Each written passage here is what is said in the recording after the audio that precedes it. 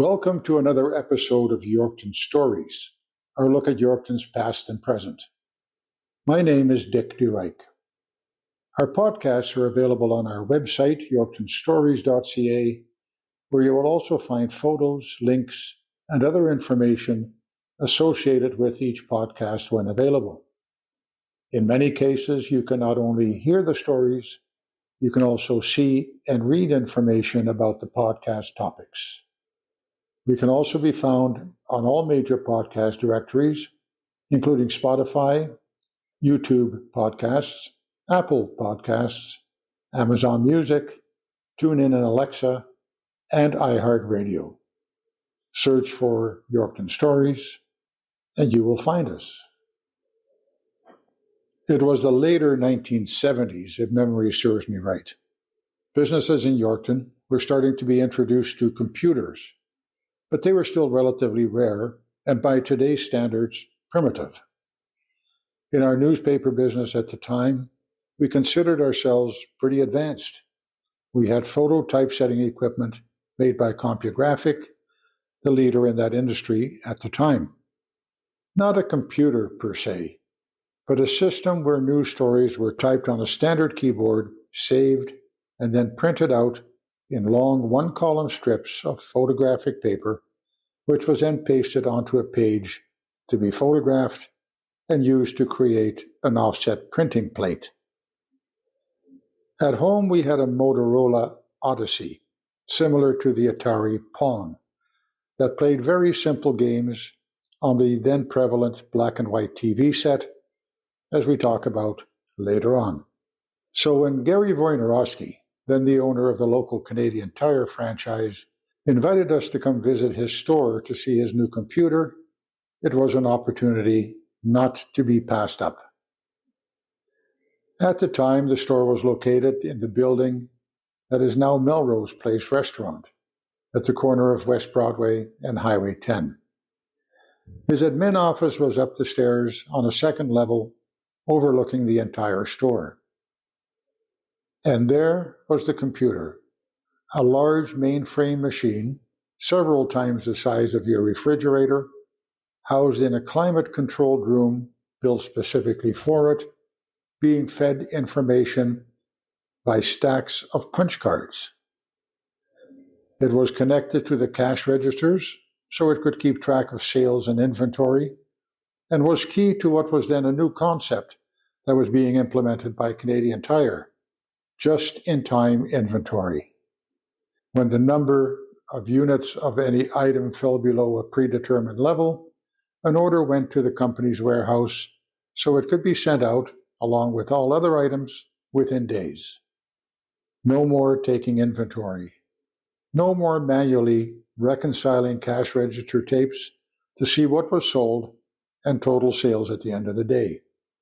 This huge computer in an air-conditioned room with the proper humidity level did all the work. That was close to 50 years ago, nearly miraculous to us.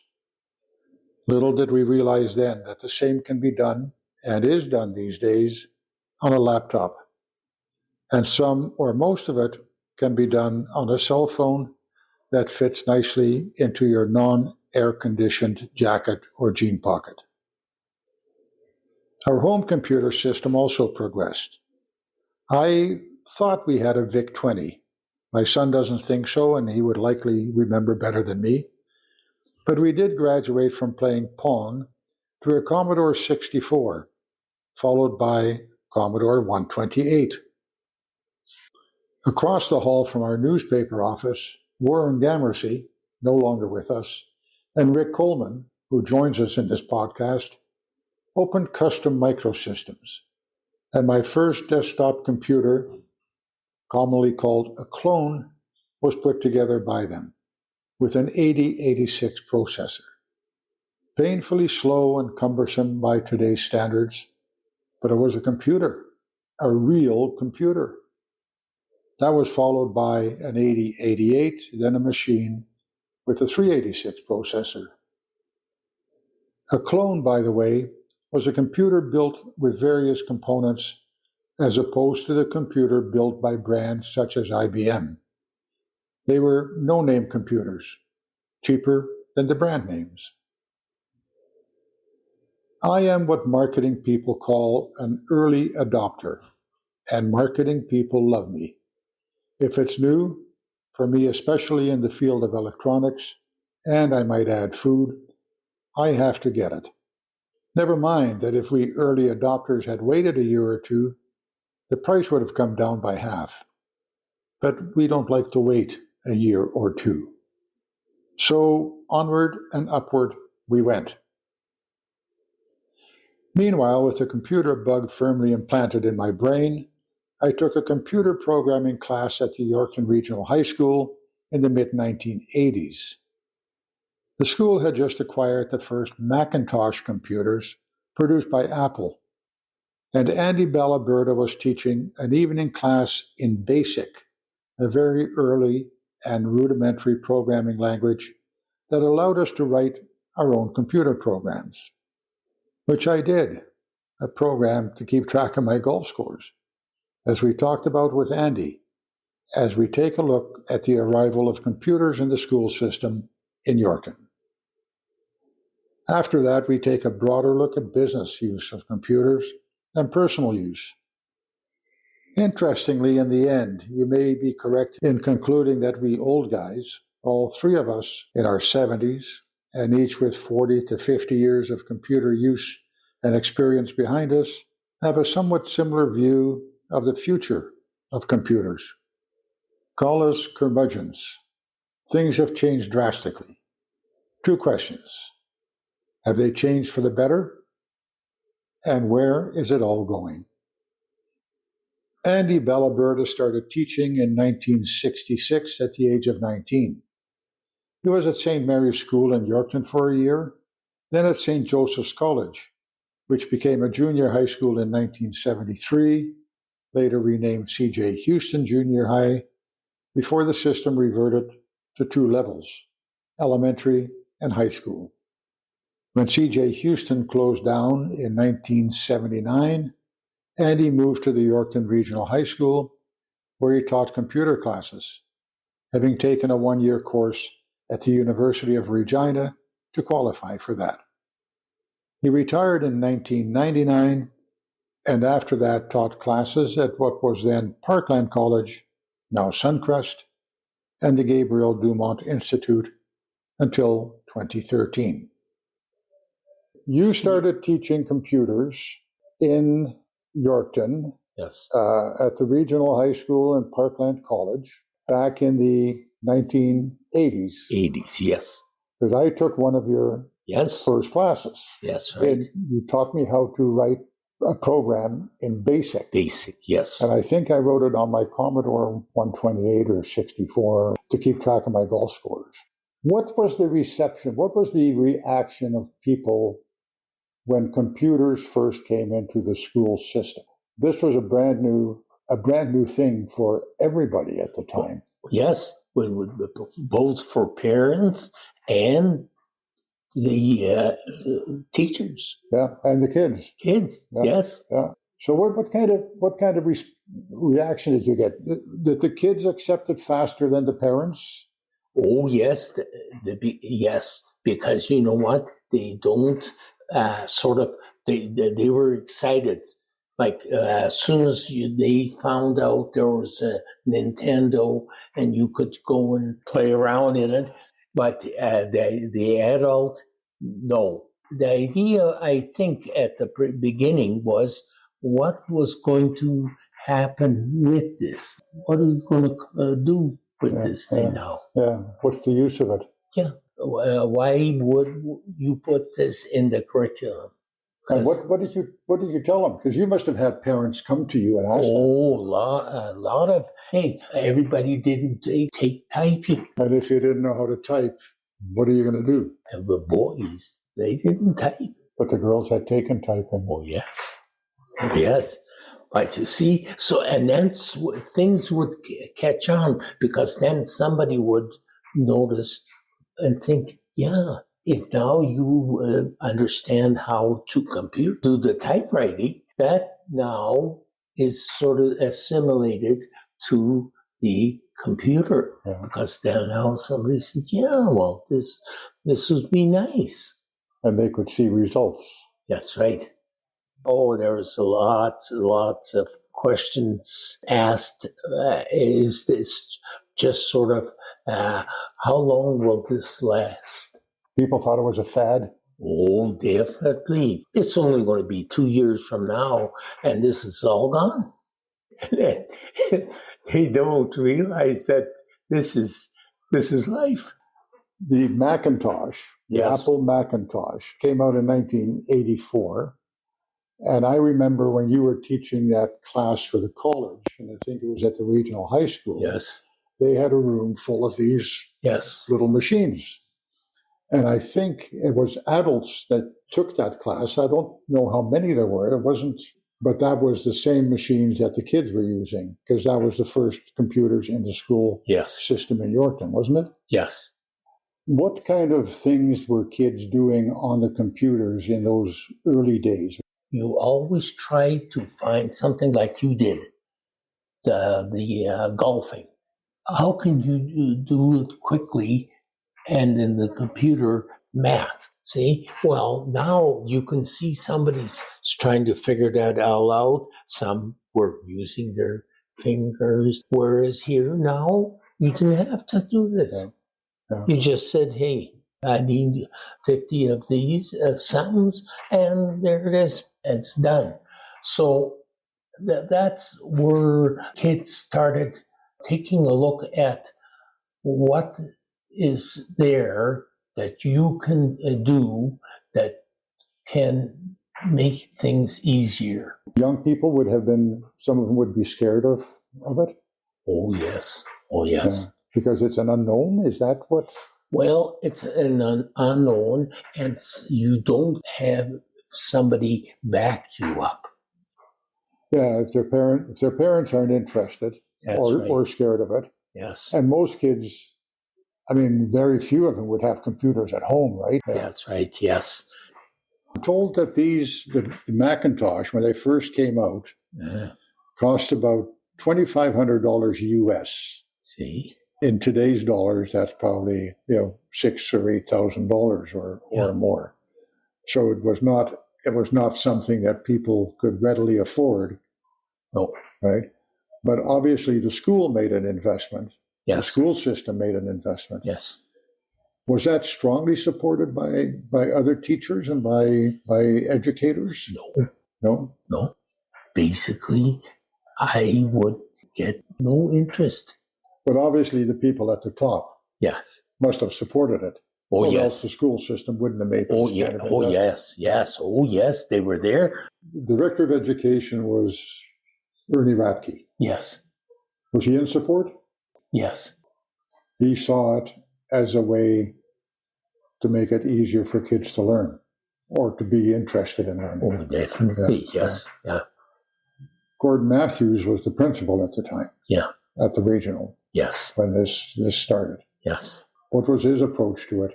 He would say, yes, that's very good. Oh, that he... So he saw the benefit for students, but he wasn't all that interested himself. No. What got you interested in computers? I mean, you were a teacher, you were, at various schools, and then suddenly this comes up. What was your motivation to get into this? Well, see, the thing was, I sort of felt that this was a thing that's going to happen more than 2 years from now. I like to just tinkle with things. See, and the computer was the thing. You could do whatever you wanted. You still use computers? Oh, yes. Everything. That's just what I have to do. Do you have a cell phone? No. See, what has happened, the cell phone frustrates me because you are using so much time. You're using time that's waste. It has replaced conversation. Definitely. You don't have everybody. I look, they got 3 kids, 2 kids. There, one is here, one is in the next room. You could tell already. This is not going to be joining and working together. This is everybody's for himself. Rick Coleman, as he explains, had an epiphany about computers when he had a jean shop at the Parkland Mall. He had followed his father into the clothing business. Bert Coleman owned Smith's Menswear at the corner of 2nd Avenue and Smith Street. His involvement with computers, mostly programming and support, now goes back well over 40 years, and he is still working in the field. Rick, you and Warren Gamracy were, from what I remember, among the first in the business of dealing with computers. When did that start? When did you get into the computer business? Actually, it was an interesting path of which Warren and I were kind of hooked up for a long time. I had the jean shop out at the Parkland Mall. And right next door to me was Radio Shack. So when they had their first Radio Shack TSR 80 Model 3, which had 48K of RAM and 2 5.25-inch floppies at 178K each. Okay, this is big time. That was my introduction. And the reason I got it was because I discovered that they actually had a program called a word processor. I have never been a speller. I spell phonically because it has never been important to me. And it has resulted in quite a lot of funny things going on. But I got that because of a spell checker. And I also discovered at the time that they had a program called a database. I knew Warren for a long time, and I did not quite realize that he was an electronic genius. This guy, absolute brilliance. And he had to do a couple of things for me at the time, which brought us together on computers. I ran into Rolly Wilcox with his business machines operation, and he was selling Olympia. He came to me because I was developing my own database program for tracking inventory and the rest of that stuff. At that point, I started building different applications. And one of the first was a Gravel program, where I built the program, put it on an Olympia People computer, and got into the marketing. And after that is when Warren and I kind of started, and Rolly shut down his business machines operation. At that point, Warren and I got together and we put together custom microsystems and started doing the clones. My interest in computers was always on the concept that a computer was nothing more than a power tool. The reason you would buy a computer is for your occupation. A CAD program does not make you an engineer. An accounting program, if you don't know a debit from a credit, is irrelevant. If you're word processing, spell checking.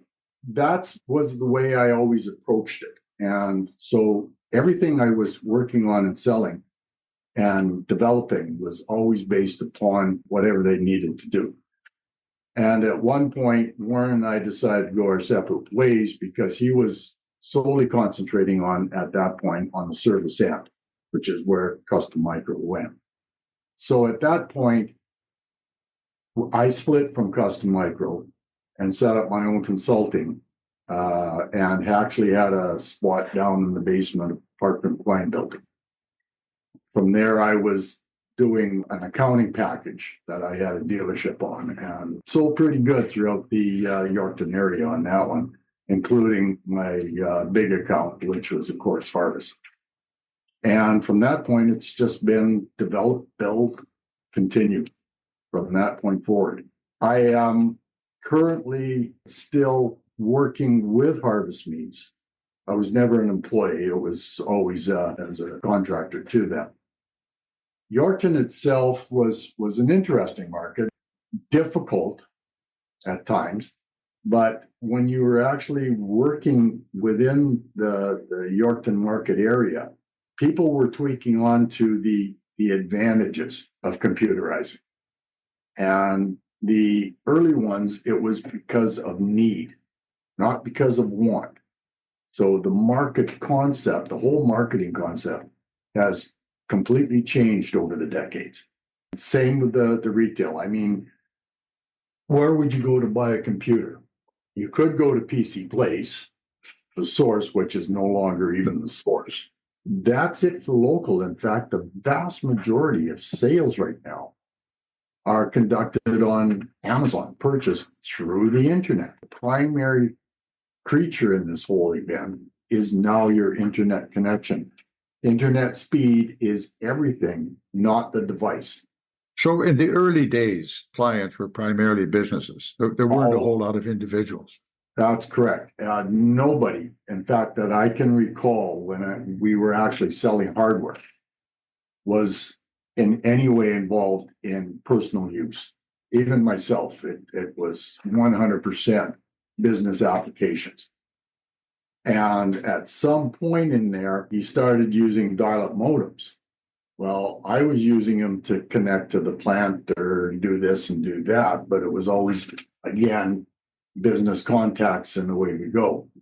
And your initial chat programs, I think Microsoft had one chat and mail program. So other than that, the personal use aspect has never been kind of my interest. I've grown with it, but it's begrudging. And the other thing on security that I've always focused on is the old adage: if they can't see you, they can't shoot you. So if you keep your profile low and you're involved in business, and that's probably your safest bet, because anybody that builds a 30-foot wall can expect somebody else to build a 32-foot ladder. The philosophy's changed. I'm getting older and the technology is getting wilder. But the startup of it was all business orientation. Was there enthusiasm about it in the business community when you first started selling the hardware? Was it seen as a necessary evil? One of the programs I built was for a gravel company north of Yorkton. Every summer, every spring, she would order in an entire case of adding machine tape because they were contracted to do the gravel hauling for the municipal grid road, whatever. And they had three basic concerns. There was a driver, there was a truck, and there was driving mileage.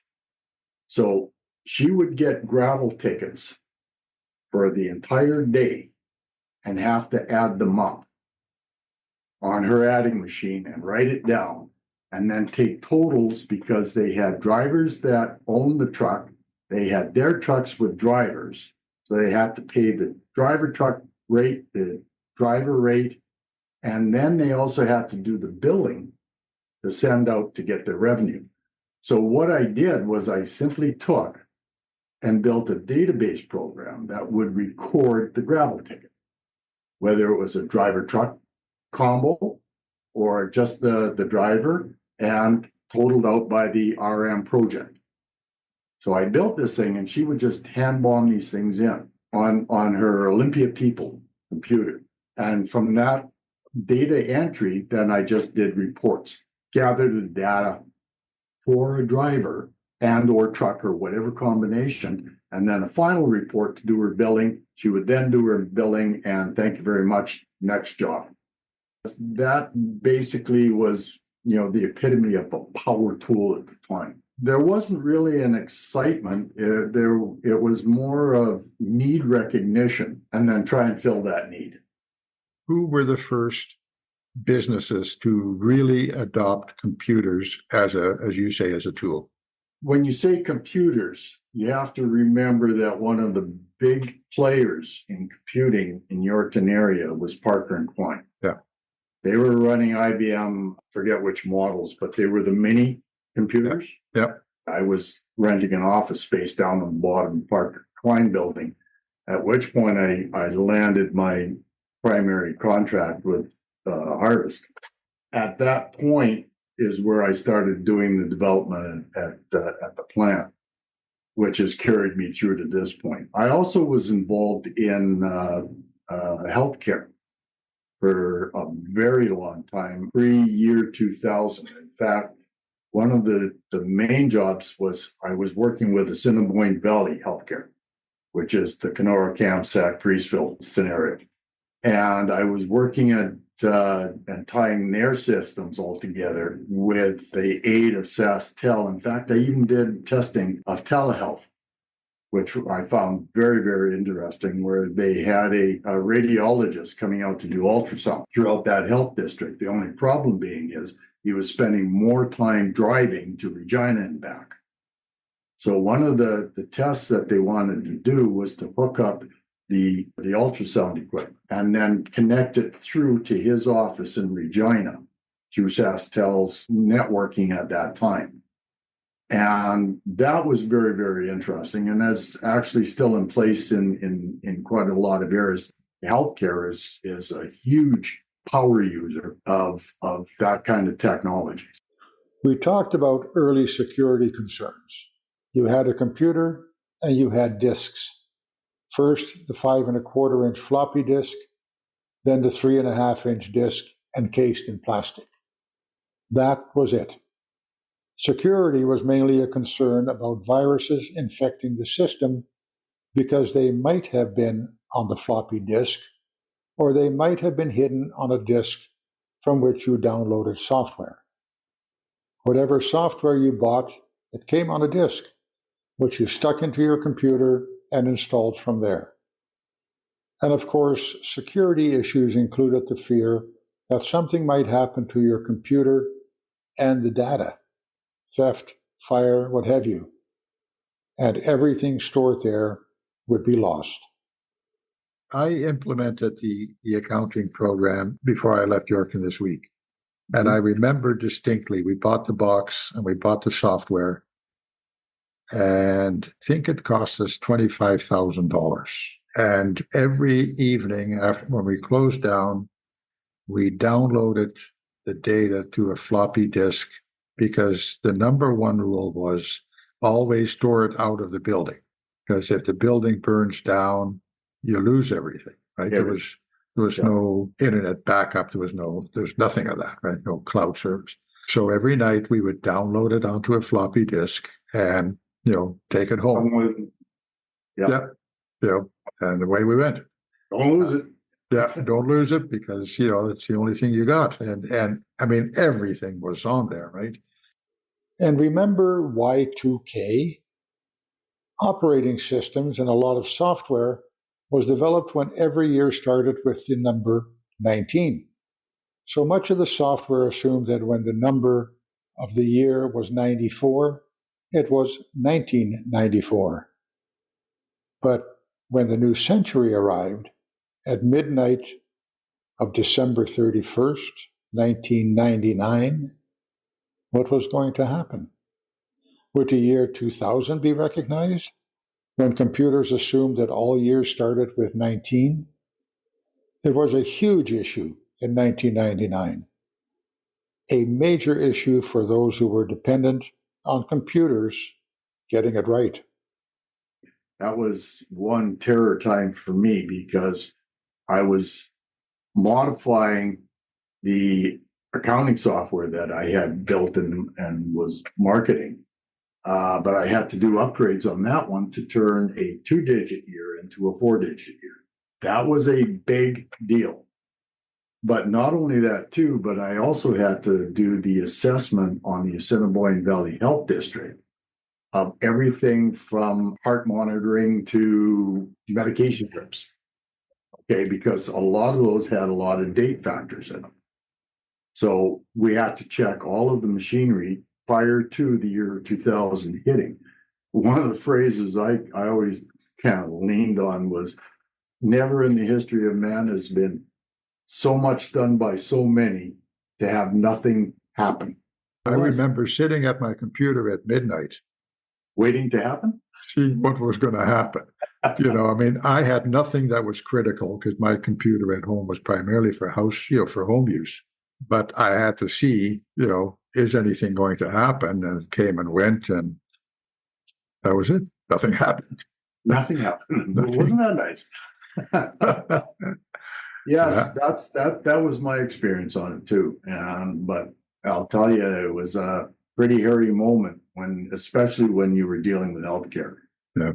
The accounting end of it was just a matter of modifying data structures and then modifying it so that it would convert, 98 into, 1998.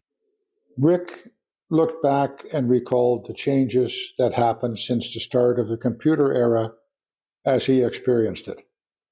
And he has some thoughts on things as they are now and what that might mean going forward. Back in the early days, there were two classes.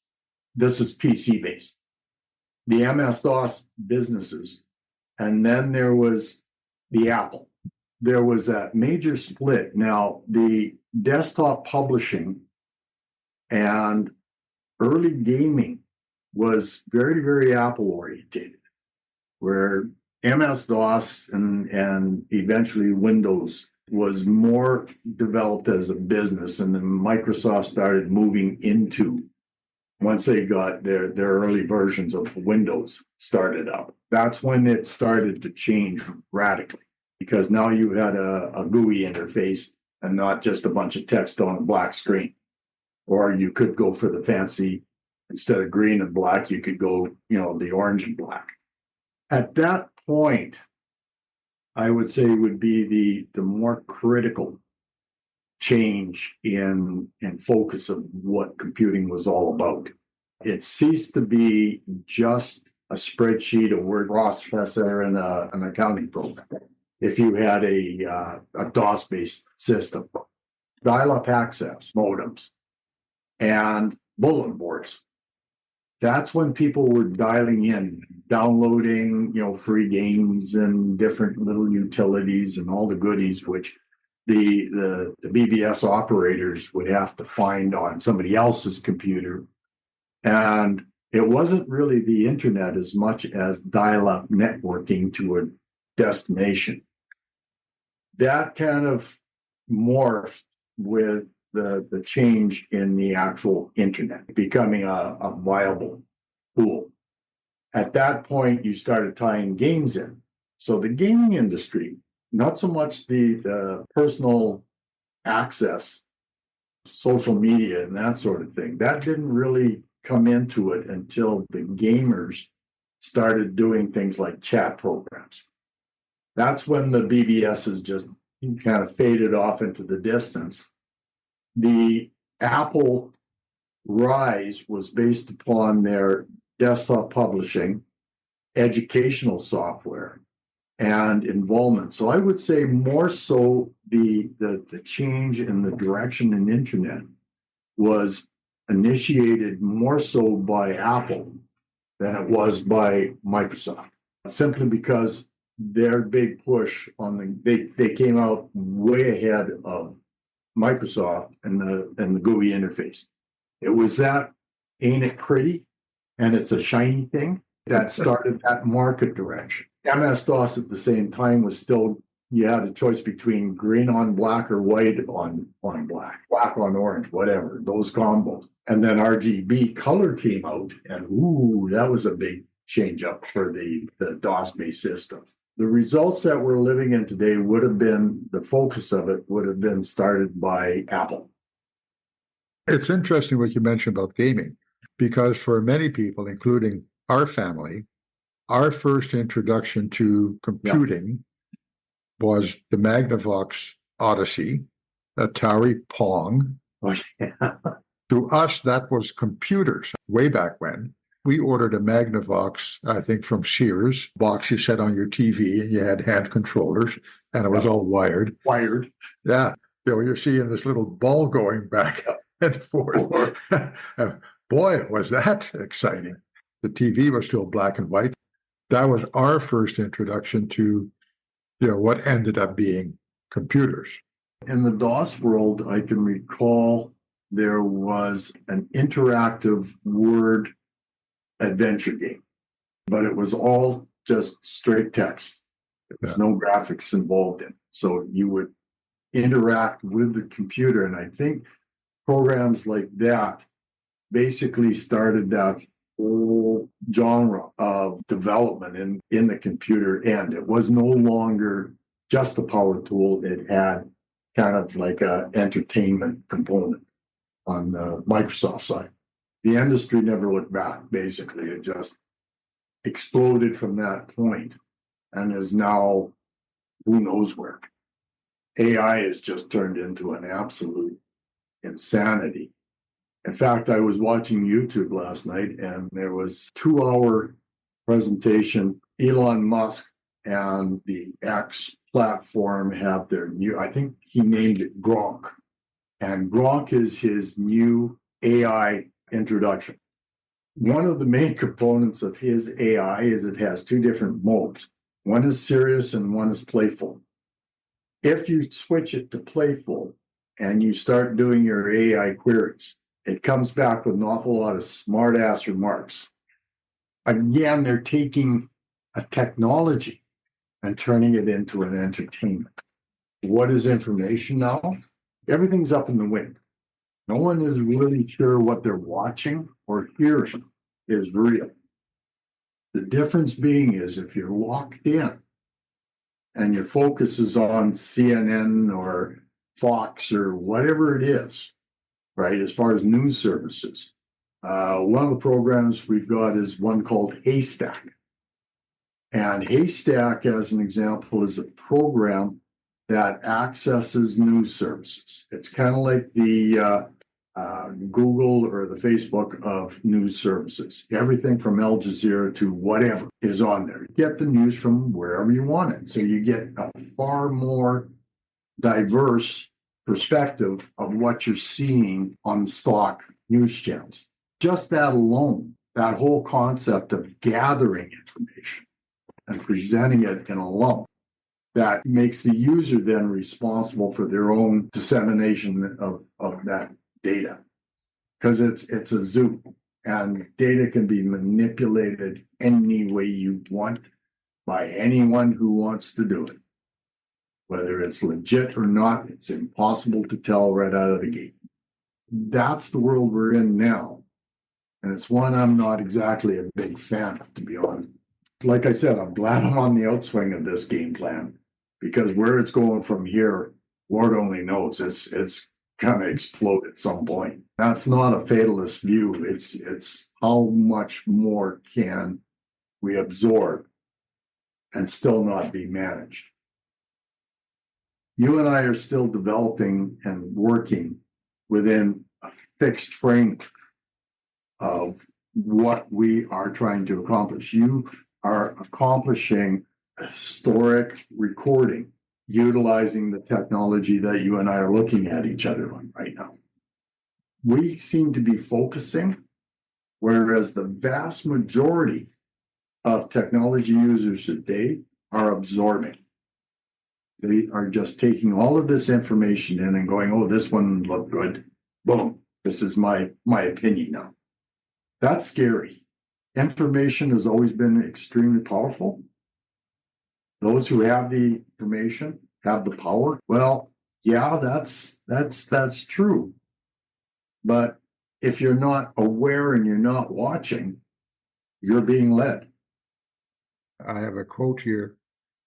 The reason facts don't change most people's opinions is because most people don't use facts to form their opinions. They use their opinions to form facts. That's a beauty. That's where it's gone.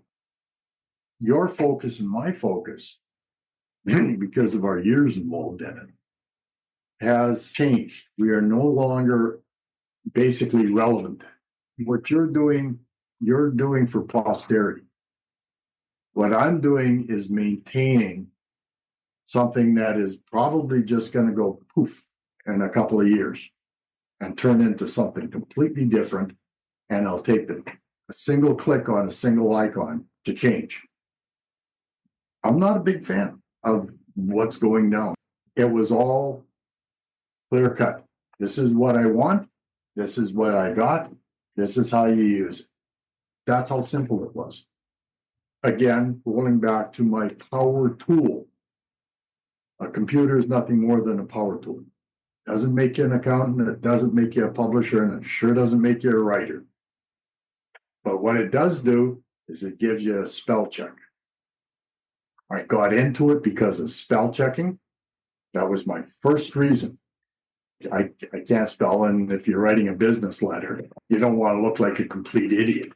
So that's, I got it for a personal reason that way. That's not anything to do with anything anymore. Instead of spelling issues, you poke a little emoji. You end up with a text message. When you hit the send button, you look at it and you go, oh no, I didn't want to say that. Because predictive text put something else in because you screwed up on the spelling on the first 5 letters. My problem with spelling is exactly the same as it was in the past. Except now I'm sending out text messages or emails where predictive text has made me look like an idiot again. I'm just going with it now. Watch for and listen to another podcast next month. Visit yorktonstories.ca to hear this and all previous podcasts. And there you can also sign up to our email list so we can let you know when a new episode is available. And you can support us with a donation if you wish to help defer the cost of the technology behind what we're doing. Thanks for listening. Your comments and suggestions are always welcome. Get in touch through our website or by emailing Dick, D-I-C-K, @yorktonstories.ca. Join us again for more conversations about Yorkton stories.